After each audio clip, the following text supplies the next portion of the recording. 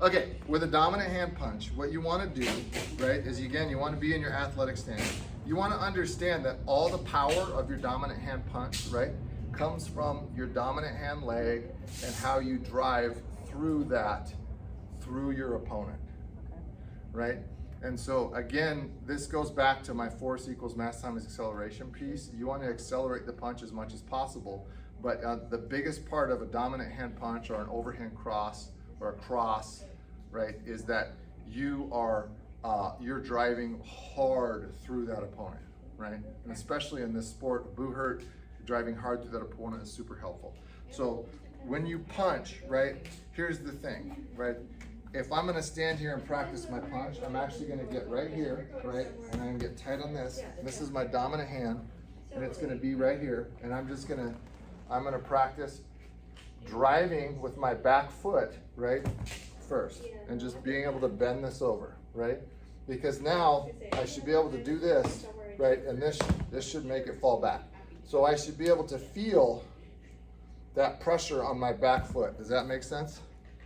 So I'm gonna widen my stance. I'm gonna step like I'm punching, because when you wanna throw a dominant hand punch, you wanna step into it.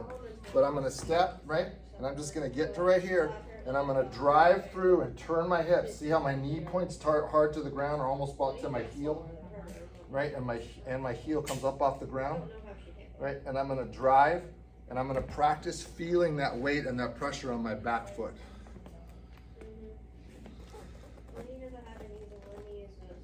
So your back foot is totally straight.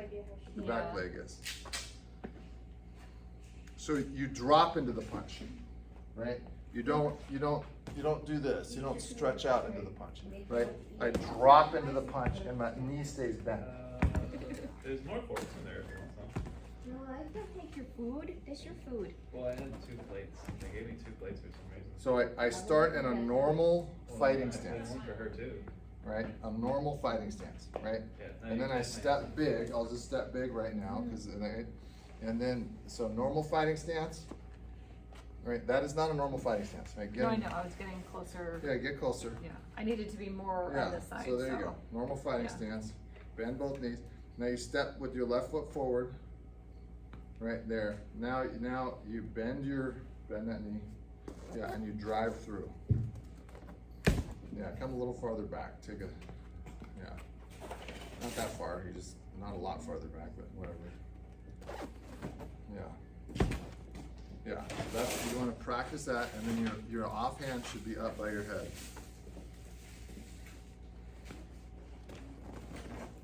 Yeah, and turn those hips over, and practice that.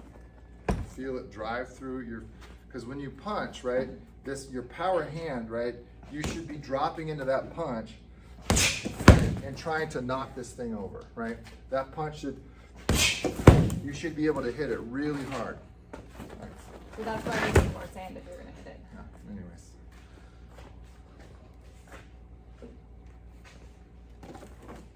Yeah, so drive through that back foot. Perfect. Knee goes down. Yeah, heel comes up off the ground. Hips turn over. The slower you do this, the better it's going to be for this motion.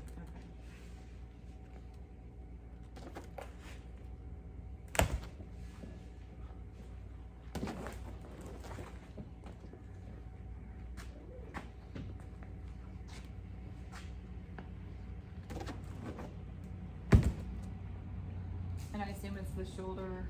So yeah, so your shoulders now, when you're watching, right, when I throw the punch, right, I step and my shoulders, my hip turns over. That's why this knee points down and in, and my shoulders come through. You see how my shoulders switch positions? Mm-hmm. My left shoulder, since I'm left-handed, ends up matching my fist on my right hand, right? So.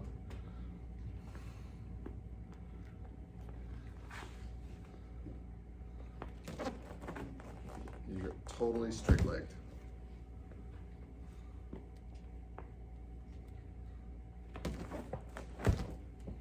Yeah. Always remember, your hips and your feet are way more important than your arms are, and throwing a punch.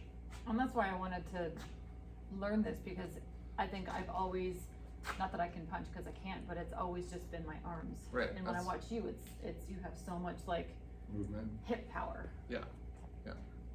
So it's super important that you throw everything from that lower body, right? Because in kickboxing, when you start to kickbox even more, right?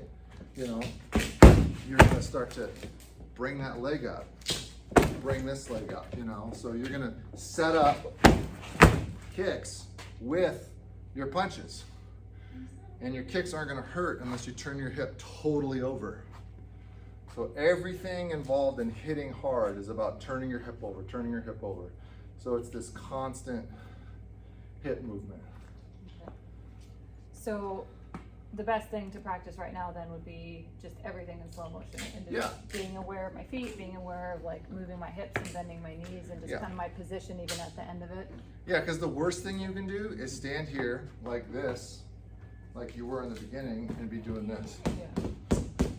Like that's not gonna help anything, It's just right? nice to be- If you wanna work like for exercise with boxing, square up to the thing and see what I'm doing with my hips, Yeah. right? Turn your hips over every time and just put a 1 minute timer on. I would check You that know. though. Wouldn't take And no word but for it. don't stand here and do this. Okay. You know, don't just arm punch it, right? Everything should be hit. And so when I practice my jab, right? You know, or I jab this way. You know.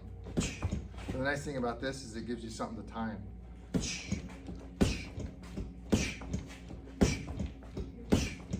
Right? So just nice and mellow. Okay.